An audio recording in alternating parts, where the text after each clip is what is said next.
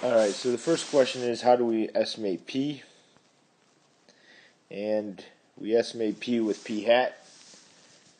And what is the standard deviation of P hat? Well, we don't know what it would be since we don't know what P is, so we estimate it to be P hat times 1 minus P hat divided by N. So in example number 1, I would have had us randomly pick marathon runners. So let's just say that we did this, and 32 out of 52 were male. And this was a random set, and there was over 1,000 runners.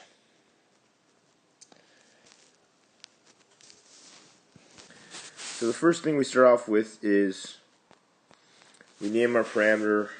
So P equals the proportion of runners of all runners who are male. And I really should have said all marathon runners. And we are doing a 99% Z proportion confidence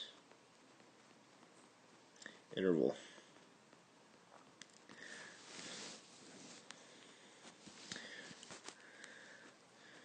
Conditions. Step number 2. SRS. And we stated that that was true. Independence. We had 52 times 10 equals 520, which is less than the total number because we said there was over 1,000. And normality. So this time, remember, we're using n times p hat is bigger than 10 and n times 1 minus p hat to be bigger than 10. And our number was 32 out of 52. So 52 times 32 over 52 is equal to 32. 52 times 1 minus 32 over 52 equals 20. And both of these numbers are bigger than 10. Now we go on to the math. So P hat plus or minus Z star square root of P hat times 1 minus P hat divided by N. So 32 out of 52 was P hat.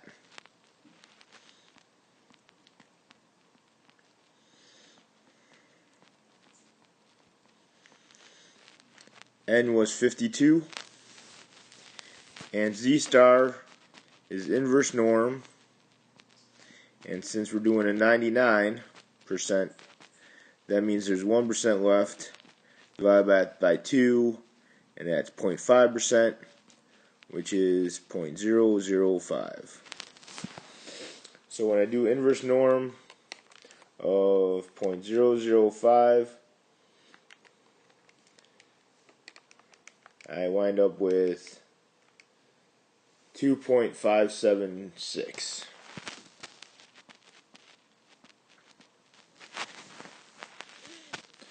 When I plug them in,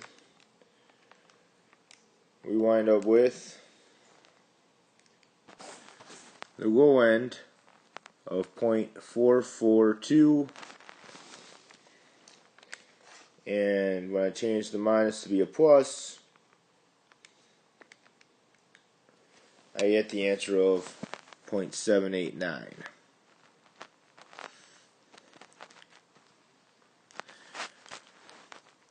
I am 99% confident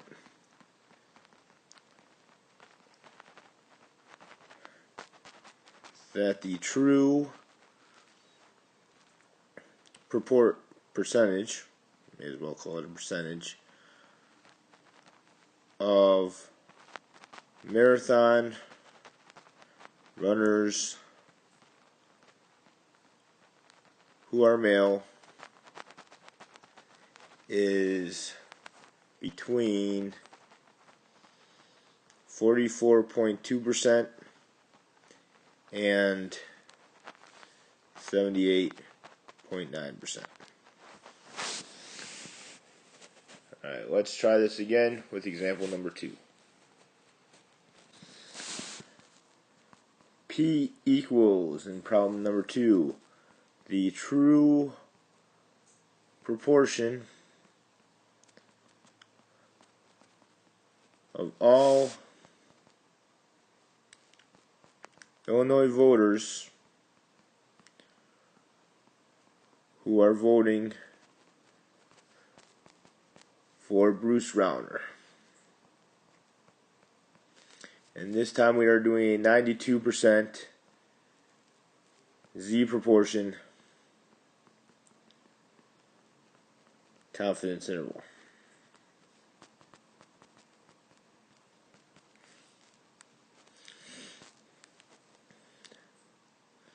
SRS. Now, even though it said we surveyed 1,000 voters, it didn't say randomly, so it should have said, so it's not stated. I need to remember to put randomly somewhere all in these problems. Independence. 1,000 times 10 is 10,000, which is less than the total number of voters. And for normality, in this case, P hat is equal to 560 over 1,000. So 1,000 times 560 over 1,000 is equal to 560, and 1,000 times 1 minus 560 over 1,000 equals 440, so they are both bigger than 10. Alright, so on to the mathematics part. P hat plus or minus Z star P hat 1 minus P hat over N, the square root. So 560 over 1,000 plus or minus 560 over 1,000. 1 minus 560 over 1,000 divided by 1,000. And we're going to do inverse norm. Let's see, 92%, which means we have 8%, divided by 2, which means we have 4%. Inverse norm of 0.04.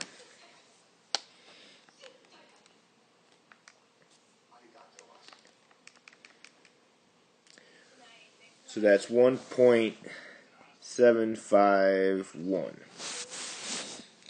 So do the calculations. So on the low end, I have 0.533, and on the high end, I get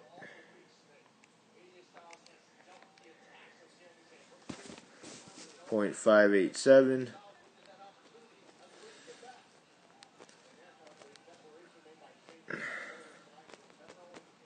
I am 92% confident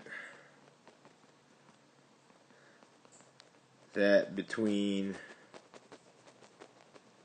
53.3 and 58.7% of all Illinois voters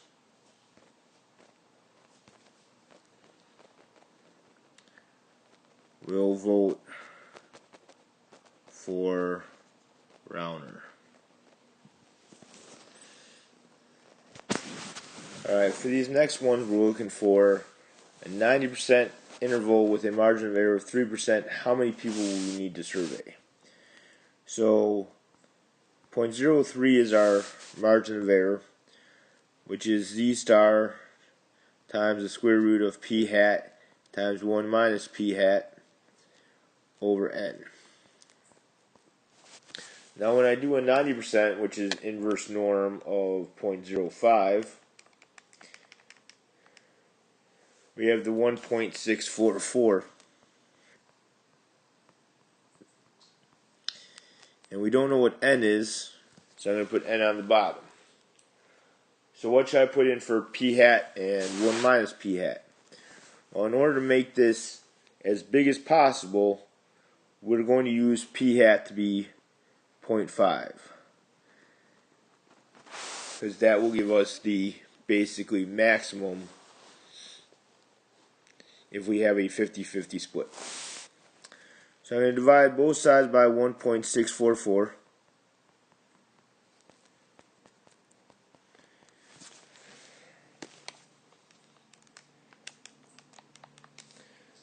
And I get 0.0182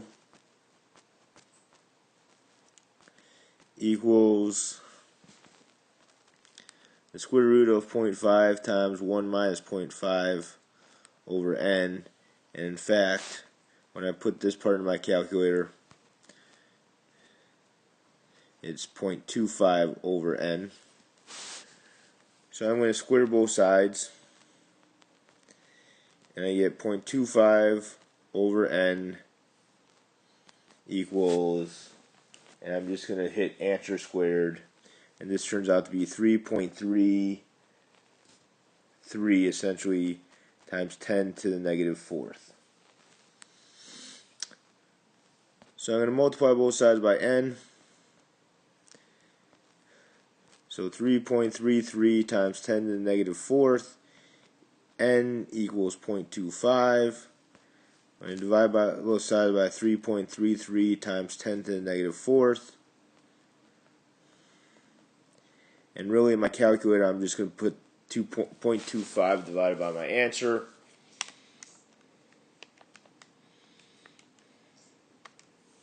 And that turns out to be 750.76.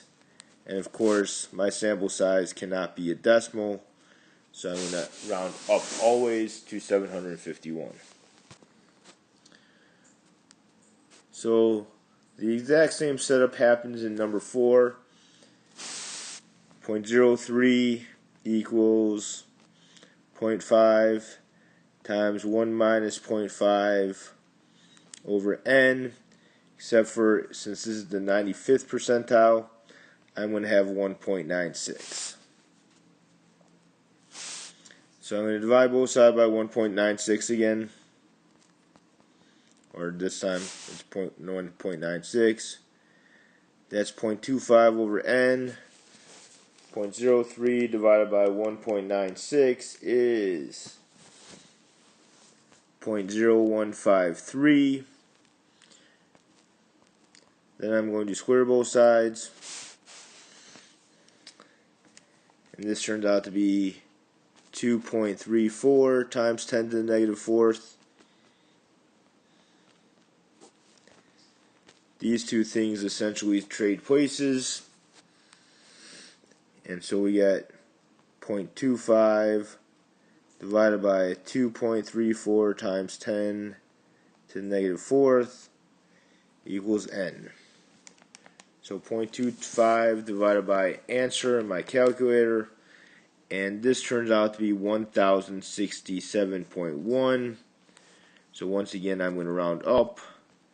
So to get that 5 extra pieces of confidence, 5% of confidence, we went from 751 people to 1068.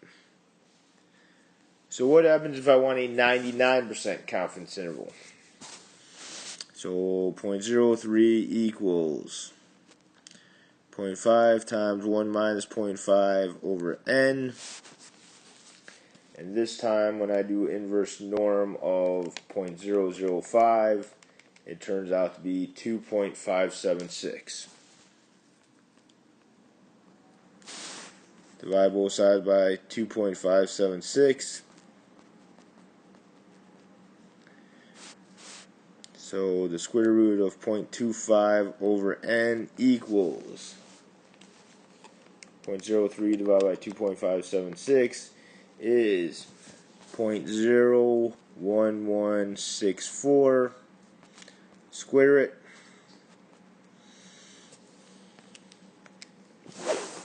1.356 times 10 to the negative fourth equals 0.25 over n. So n equals 0.25 divided by that. So 0.25 divided by my answer turned out to equal 1,843.27. So 1,844. Alright, let me know if you have any questions, and I will see you tomorrow.